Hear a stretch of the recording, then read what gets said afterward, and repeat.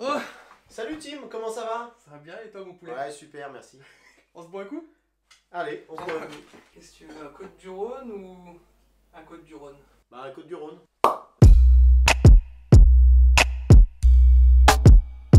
Bon alors mon Pierre-Louis, finalement. Bah, finalement, on a eu des problèmes avec nos livres. Ouais, c'était trop court. C'était trop court, ouais. Donc, on a torché le tout en 3-4 jours. Allez. Je sais pas, le coronavirus, Trop chill vite. quand même. Bon, en 3-4 jours c'était torché. Donc, C'était du bien coup, marrant. on se retrouve une semaine avant ce qui était prévu. On Voilà. avait prévu 15 jours et en fait, ce sera une semaine. Qu'est-ce Napoléon. Bah, on Napoléon? commence par Napoléon. Napoléon, Napoléon on est dans les commence deux, par mais on Napoléon. commence par le vrai. Eh bah écoute, mon ambition était grande. C'est le cas de le dire, hein. Ce pauvre Napoléon, il part de rien. Si on prend un peu les grandes lignes, on l'appelle le fils de la Révolution. Il vient juste après, puis en fait, il récupère un peu la Révolution française pour lui, quoi, et pour accéder au pouvoir. Donc déjà accéder à un échelon supérieur dans l'armée, puis au final dans l'armée, il s'avère que finalement quand même c'est un mec intelligent, c'est un mec qui a un certain don de la bataille et qui arrive à grimper les échelons. À 24 ans, il arrive à reprendre Toulon des Anglais. À 24 ans, quoi. Je sais pas si tu te rappelles, moi, à 24 ans. On était rien. Hein. C'est ouf, quoi. Diriger une armée à 24 ans. Non, mais c'est juste un truc de Non, malade. mais rien que monter à cheval comme lui à 24 ans déjà. Ouais, on est d'accord. Rien Moi, que déjà ça. je crois que j'ai jamais monté à cheval. Je ne suis jamais monté à cheval. Je suis jamais monté à cheval. Ouais, heureusement qu'on est littéraire. Ouais. D'accord, et ensuite alors, raconte-moi un petit peu. Du coup, voilà, et après, bon, en 15 ans, il arrive à stabiliser la France quand même. C'est un sacré truc, hein, je trouve. En 15 ans de la Révolution française, c'était le Chaos, ouais. Bronx Chaos complet. total. Il n'y avait plus rien, quoi. Et du coup, derrière, il récupère ça, il remet la France à flot. Il arrive à se faire aimer de ses soldats en les appelant la Grande Armée, les vertueux, Les hommes. grognards. Ouais, mais les hommes vertueux, tu vois, il y a quelque chose de stylé quand tu faisais partie de... Puis voilà, quoi, donc pendant 15 ans, pendant 10 ans, il fait presque la guerre. Il récupère, voilà. Après, je pense que son ambition, justement, pour moi, j'aurais dit, mon ambition était trop grande. Ouais, c'est clair. Et il a trop voulu, et en fait, il s'est fait bouffer. Il a voulu marcher dans les pas des Césars, quoi. Ouais, c'est ça, c'est ça. Et, Et en fait, ouais, son ambition était trop grande, quoi. Mais voilà, en gros, un peu, et en 5 ans, l'effondrement. ouais. En 5 ans, il n'y a plus rien, quoi. C'est le Bronx. Ouais. C'est même pire qu'avant, que quand il récupère la France. Parce qu'en fait, les Anglais arrivent à faire grogner aux gens des bouts de la France, à l'Allemagne, à tout le monde, quoi. Donc en fait, l'État français devient même plus petit qu'avant. Il la rend plus petite qu'il Ouais, la prend, ouais, ouais. tout à fait. Donc c'est assez ouf, quoi. Voilà, en gros, si on devait donner les grandes lignes du bouquin de Napoléon, quoi. D'accord. Je te dis les grandes lignes du Vas-y, lien, vas-y, et puis vas-y. après on passe Balance. à la suite. Après, on tchatche. La grande ligne alors de la ferme des animaux. Des animaux, ouais, je dis tout le temps. Des D'ailleurs, animaux. la dernière fois, je dis aux animaux, je Ouais, me trompe, ouais. bref. Les grandes lignes de la ferme des animaux, donc c'est une ferme qui est tenue par un humain, Mr. Jones. Ouais. Et en fait, alors on va voir les analogies avec ce que tu as parlé sur Napoléon, c'est pas du tout fait exprès. Super intéressant. Mais on a Sage l'Ancien qui est un cochon sage en fait, qui fait un discours dans la grange un soir devant tous les animaux. Et ce discours, c'est un vrai discours révolutionnaire, c'est un Robespierre en fait. Ouais, Alors je sais complètement. pas s'il l'a fait exprès ou pas, Je sais pas. mais bon, les allusions sont quand même relativement importantes, les ressemblances. Il fait un discours et derrière, il y a une révolte, il y a une révolution. Les animaux prennent le pouvoir. Sage l'Ancien d'âge décède et sont mis au pouvoir d'autres cochons qui sont Napoléon et Boule de Neige. Ouais. Et ces deux reprennent la révolution en fait, comme l'a fait Napoléon. Dans le livre, c'est exactement ça, hein, c'est exactement ça qui est expliqué. Et petit à petit, en fait, on retombe dans les mêmes travers. Alors déjà, Napoléon se débarrasse de Boule de Neige. Et donc Napoléon dirige seul la ferme. Il arrive à faire fonctionner la ferme, il la remet sur pied, c'est le cas de le dire, comme les chevaux, il la remet sur pied. Et cette ferme fonctionne avec beaucoup d'allusions. Alors il y a les allusions Révolution, Empire, Napoléon, et puis il y a beaucoup d'allusions aussi au marxisme, au discours communiste. On est il s'appelle les camarades. Tout est. On est tous au pied, on est sur le tous même égaux. pied d'égalité. Alors ils écrivent les 7 commandements. Aucun animal ne dormira dans un lit, aucun animal ne boira de l'alcool. Et puis enfin, à la fin du livre, les animaux voient Napoléon, le seul cochon dirigeant restant, ils le voient dans un lit. disent mais attendez, dans les C'est 7 commandements c'était marqué on n'ira pas dans un, on dormira pas dans un lit. Ils le vont boire de l'alcool, on boira pas de l'alcool. Et en fait ils vont sur le mur où étaient écrits les 7 commandements. Et aucun animal ne dormira dans un lit avec des draps. Ils avaient rajouté avec des draps. Alors Napoléon leur dit regardez, j'ai un lit, j'ai une couverture, j'ai pas de drap. J'ai pas de Et drap. pareil, ne boira de l'alcool jusqu'à se rendre totalement ivre. Il dit regardez, j'ai bu de l'alcool mais je suis pas ivre. Et voilà, donc en fait on retombe à la fin de l'histoire, c'est qu'on retombe dans les mêmes travers, Napoléon devient un tyran, les animaux ne mangent pas plus qu'avant, ils travaillent plus mais ils mangent pas plus. Bon, je vous passe Donc tout en fait, l'histoire. finalement, un peu comme Napoléon, ça revient, mais pire après. Voilà. Quoi. C'était mieux avec le fermier finalement. Non, c'était pas mieux. C'était différent. C'était différent, mais en fait, après c'est la question éternelle des systèmes de gouvernement. Ouais, ouais. En remplacer un par un autre, au Est-ce que final, c'est mieux, est-ce que c'est voilà, moins bien on tombe toujours, on a une classe dirigeante, et là C'est c'est les cochons. La classe dirigeante, c'est les cochons, et ils pillent le lait des vaches qui mangent avec des pommes. Voilà, C'est clair. voilà un trop peu bien. l'histoire. Si tu avais des gros trucs à ressortir du bouquin, des grands points que tu te dis purée, ça m'a marqué. Et en plus, est-ce que ça te dit, bon bah. Déjà sur ta vision de la politique peut-être aujourd'hui, ou sur. Je sais pas. Alors, sur la vision de la politique, en fait, tout ce qui est dit dans le livre, alors le livre ressemble en fait à une fable de La Fontaine relativement. C'est vrai, c'est vrai. Tout ce qui est dit dans le livre, en fait, on le sait quand même relativement. Ouais. Alors, il y a des histoires, par exemple, de fausses informations. C'est-à-dire Ouais. que Napoléon donne des fausses informations sur les autres fermes ou sur un autre cochon pour dire que c'est un ennemi. Ça rappelle les histoires des guerres en Irak avec l'histoire des couveuses. Bon, en fait, si, ce qu'on retient, c'est que l'histoire se répète et qu'à la fin 1945, quand a été écrit le livre, aujourd'hui, les choses sont les mêmes en politique, mais aussi sont les mêmes un peu dans l'entreprise. On retrouve aussi les mêmes travers, les mêmes choses. C'est marrant. Voilà un petit peu tout ce que je peux dire. Et toi Bah, moi j'ai pas mal de points qui m'ont chiffonné. Déjà le truc Napoléon à 24 ans, il était pas en train de regarder Netflix ou jouer à la PlayStation. Ah, hein.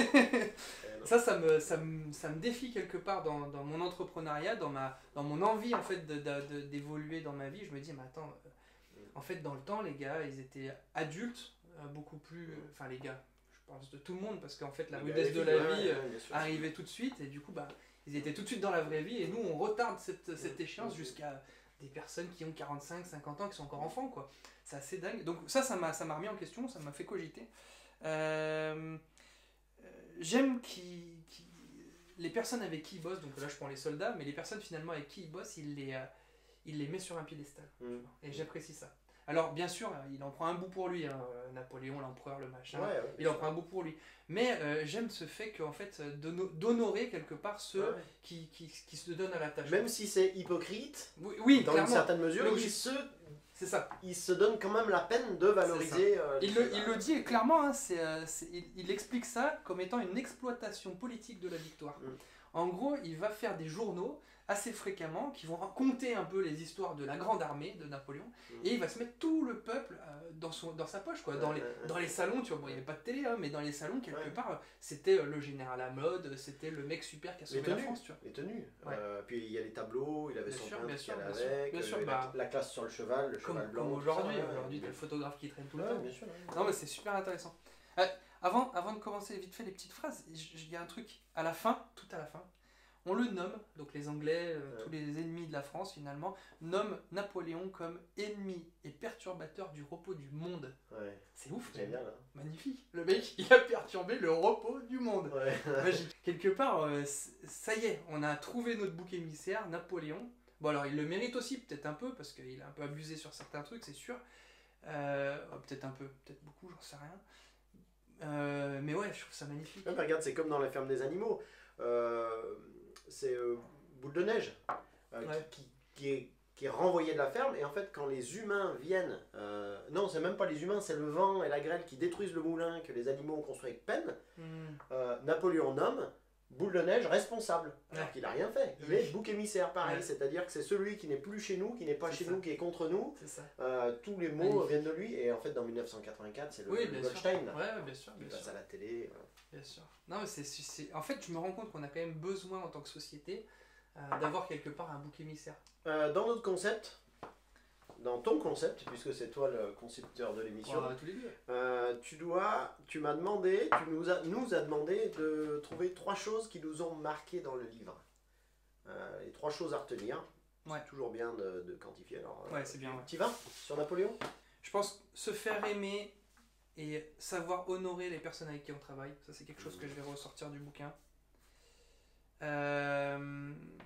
Savoir mettre les bonnes personnes au bon endroit. Je n'ai pas parlé, mais 4 grands types de soldats. Il y avait les voltigeurs qui étaient petits, lestes, qui passaient partout, les grenadiers, les sapeurs qui détruisaient tout, les mecs qui étaient sur des chevaux, qui étaient des éclairs qui poursuivaient l'ennemi. Je pense que ça aussi c'est quelque chose que j'aimerais ressortir et me dire, purée, utiliser ou trouver la bonne... La force de chacun. Ouais, la force de chacun. Et en fait, on en revient à ce qu'il dit au tout début. J'eus pour principe de tenir la carrière ouverte au talent, sans distinction de naissance ni de fortune. Moi, je trouve ça magnifique. C'est-à-dire que le mec cherchait d'abord le talent. Et ça, c'est quelque chose que ouais, je me dis, bah, ça je garde. Il est héritier de la Révolution, hein, de toute façon. Ouais. Mais je garde, tu vois, parce que franchement, c'est bon. Quoi. Je me dis, mais finalement, c'est le talent qu'on recherche. Peu importe, on s'en fout d'où tu viens, d'où tu es, quoi. Ouais, voilà. Et toi, est-ce que t'as... Les 3 points, on va dire à mettre en pratique dans le livre. Alors c'est difficile avec ce livre parce qu'en fait c'est un livre qui est assez théorique, qui est La ferme des animaux. C'est une fable, c'est relativement donneur de leçons. Ouais. Et en plus c'est un livre, chaque ligne il y a quelque chose. Ouais, à retenir toutes les 2 lignes. Ouais, il est tellement fin que c'est vrai que... Ouais, mais il y a une densité d'informations. Je suis d'accord. Donc c'est difficile d'en sortir 3, mais on y arrive toujours.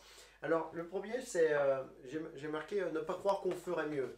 Ou que ce sera mieux. C'est-à-dire qu'avec un changement aussi important que de remplacer les hommes par des animaux, au final, on en arrive à pareil, voire pire. Ou pareil, en fait, on ne sait pas si c'est pire ou pareil, mais en tout cas, on en arrive à pareil.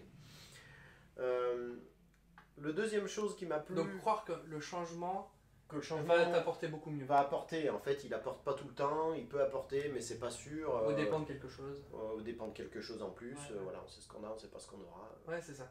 On idéalise finalement. Parce qu'à la fin, les animaux sont quand même plus maigres. Ils mangent moins, ils travaillent plus. Mais pour d'autres animaux. Donc ils ont l'impression que parce que... Alors ça renvoie à Marx, c'est-à-dire que ça donne l'impression que parce que ils sont de ton clan, ils vont pas t'exploiter. Et en fait, celui qui exploite, il reste l'exploiteur. Et celui qui est exploité, il reste l'exploité. Intéressant. Qui qu'il soit. Ouais. Ensuite, la deuxième chose qui est un peu assez drôle, c'est j'ai noté celui qui va avoir raison peut modifier les règles. En fait, le cochon, il fait ça tout le temps. Il modifie les règles, donc il modifie les 7 commandements. Il organise une manifestation spontanée. C'est génial, enfin tout un tas de choses assez marrantes. Et voilà, il veut avoir raison, il a raison, et quoi qu'il arrive, et à la fin, en fait, il a une meute de 6 ou 7 chiens ou 9 chiens, je sais plus, dressés à l'attaque, des espèces de pitbulls ou de molosses. De toute façon, voilà, c'est la raison du plus fort, il a les chiens, donc il a raison. Et à la fin, il y a une autre chose dont je n'ai pas parlé tout à l'heure, c'est que les cochons se reproduisent parce qu'ils sont engraissés, et les animaux travaillent, et bon, il y a de la mortalité, ils se reproduisent un peu moins, et on finit à avoir beaucoup de cochons et pas beaucoup d'animaux, et on arrive à une société où l'administratif est hypertrophié. C'est-à-dire qu'il n'y a que des cochons, donc que des gens qui dirigent, qui managent, et derrière il n'y a plus de productifs, et alors il faut nourrir tous ces gros cochons, c'est le cas de le dire, et on arrive à une société qui fonctionne assez mal, et on s'aperçoit que l'empire de Napoléon ventripotent de la fin, c'est un peu le même problème aussi. C'est vrai. Les généraux de 24 ans, tous les généraux de 24 ans, ils étaient en pleine bourre, ils mangeaient une salade à midi, ils partaient au combat, et à la fin, en fait, ils ne pensent plus à manger, ils sont tellement lourds que le cheval ne peut plus courir. C'est vrai. Grosse galère d'ailleurs la Russie. Le retour de Russie, c'était compliqué. Napoléon, sur le retour de Russie, On est plus fort maintenant qu'avant alors ? Bah écoute, moi j'en ressors grandi de cette lecture. Je connaissais pas bien Napoléon, tout ça. Ouais, je trouve que finalement... Moi je trouve que c'est ça la problématique humaine, c'est on commence, on veut toujours bien faire. Et en fait, à partir du moment où tu te stabilises, où tu te crois meilleur que les autres, où tu es au-dessus, machin, ça fout tout en l'air. Tu vois ce que je veux dire ? Alors que, pourquoi c'était un bon général, finalement ? Parce qu'en fait, c'était l'équité quelque part. Il était avec ses hommes, il a toujours été avec ses hommes, d'accord ? Mais c'était pas le saint-empereur tout-puissant, en fait. Il était quand même avec ses hommes, quoi. Et il y a quand même une égalité qui est super intéressante, tout en gardant une hiérarchie, tu vois. Il était quand même général... Mais à partir du moment où tu te mets au-dessus, puis voilà, tu es indécelable, et voilà, ben, il y a une stabilité, et je crois que c'est là où ça devient ventripotent, comme tu dis, et que ça perd t'as plus la niaque quoi. T'es sûr que tu vas rester de toute façon, Ouais. tu t'en fous. Ouais, tu crois que tu vas rester. Oui, tu crois Mais que tu en vas fait, rester, d'ailleurs tu restes pas, tu quand vas à tu- Sainte-Hélène. Voilà, quand tu ne changes pas, l'ennemi change et il progresse. Et il y a un truc qui est marrant, qui me fait penser un petit peu à du Macron, on va dire. Ouais. On voit Macron qui remonte les manches, là, qui quitte Ouais, la liste de ouais, costard ouais. souvent. En mode je suis sportif. Voilà, et en fait, il y a une histoire de Napoléon où il passait dans un camp de soldats, et puis il y a un garde, Ouais. c'était Ouais. pas un mirador au sol, qui dort. Je sais pas si c'est dans le livre. Si, je crois que c'est dans le livre. Voilà, il y a un garde qui dort, et il le réveille. Napoléon, empereur de la France et des Français et du monde entier, et il lui prend son fusil, lui dit allez, va dormir, t'es fatigué, il prend le fusil, il se met à sa place. Alors c'est que de la com, on est d'accord, Ouais, ouais, bien sûr. mais c'est quand même quelque chose qu'il faut faire. Puis ça a dû se dire dans l'armée. Voilà, pour- mais exactement, c'était bien la sûr, vie. bien sûr, bien sûr, bien sûr. Mm. C'est aussi George Bush, je me rappelle après les attentats du 11 septembre, qui, donc en veste, il avait un blouson cuir ou un truc comme ça, ou un bomber, je sais pas quoi, une casquette, puis il attrape un ouvrier du World Trade Center ou un pompier par l'épaule et il parle au micro comme s'il était parmi eux. Ouais, Alors ouais. c'est que de la com, Ouais. mais Ça- ça a son effet, quoi. Ça a son effet, je suis d'accord. Ça a son effet. D'accord.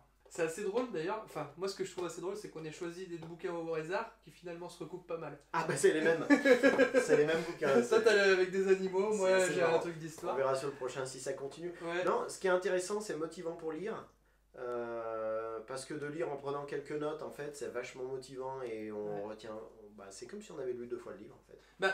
Prendre des notes et de le redire maintenant en vidéo, Ouais, ouais, c'est comme si on l'avait bien mémorisé quoi. Et ce que je voulais rappeler, on n'a pas dit pourquoi on s'est lancé ce défi, parce que tu as dit parce que tu lisais pas. Mais en fait, il y a une autre raison. Avant, le matin au café, c'est vrai.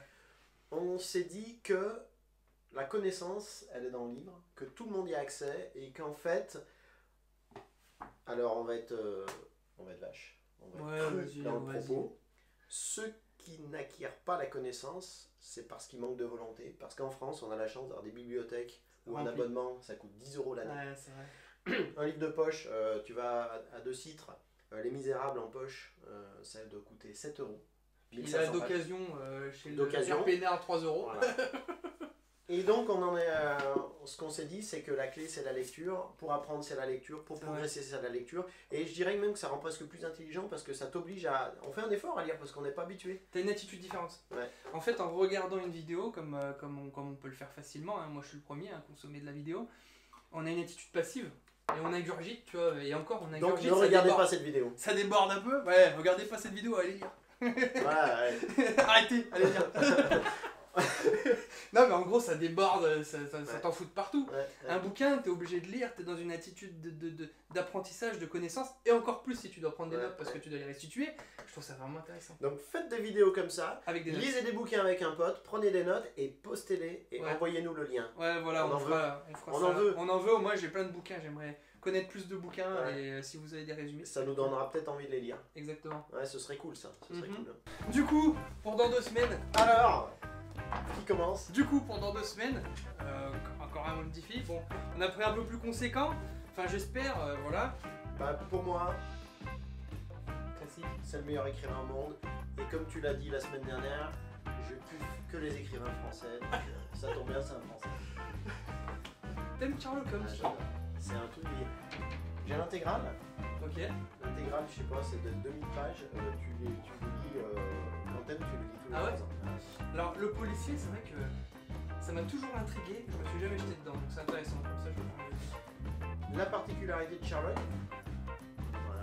En fait, c'est le premier policier. Alors ça, c'est un livre, on dirait la Pléiade. Hein. En fait, Ouais, c'est un livre ça. pas cher, 1 € à Auchan. Il y a au moins 10 ans. Sherlock Holmes, à l'époque où Conan Doyle écrit, et c'est là que c'est vraiment un surdoué Conan Doyle. C'est comme Shakespeare, comme Balzac, c'est vraiment un surdoué. À l'époque où il écrit ça, il n'y a pas d'enquête policière, ça n'existe pas. C'est lui qui, dans la littérature, invente l'enquête policière, entre guillemets moderne, Et puis les flics derrière. et derrière, ça a été retrouvé. D'ailleurs, il en a fait. Il a travaillé pour la police. Écoute, je lirai ça attentivement. Moi, ce que je te propose, voilà, pour tous les goûts, Ça a l'air super. c'est un vieux truc que j'ai trouvé, je crois que j'ai trouvé ça dans la bibliothèque de mon grand-père, recueil de poésie et de monologues.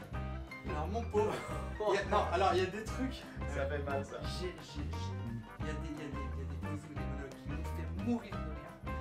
Vraiment, alors que c'est écrit à l'ancienne et tout. Il y a des trucs un peu plus barbants. Ça se lit bien, ça se lit rapidement. Je sais pas justement combien de temps, mais voilà. Je te laisse ça. Écoute, encore une fois, j'ai hâte de me plonger dans ce bouquin et j'ai hâte de sortir transformé de cette lecture. Ouais, Une lecture pareil. que j'aurais jamais fait de moi-même. Je peux le dire tout de suite. Ouais, bah oui, je comprends. Moi non plus d'ailleurs, comme je l'ai vu. Mais les premières pages m'ont bien fait marrer, du coup j'ai continué le truc. En fait, pour revenir sur Sherlock, moi j'aurais jamais lu Sherlock. Je pensais que c'était poussiéreux, que ça sentait la naphtaline, c'était un truc de vieux. Et puis j'ai acheté ce bouquin 1 balle avec des nouvelles de Sherlock. Ouais. Et puis je l'avais emmené en vacances, mais en fait sans vouloir le lire. Et en fait, que je l'ouvrais.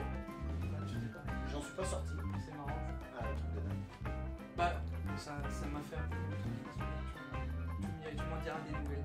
Bref, vous verrez, on vous donnera des trucs. J'espère que ça t'aura bien fait marrer. Sur ce, restez créatifs. À la semaine Lisez prochaine. des bouquins. À la semaine prochaine ou dans 2 semaines?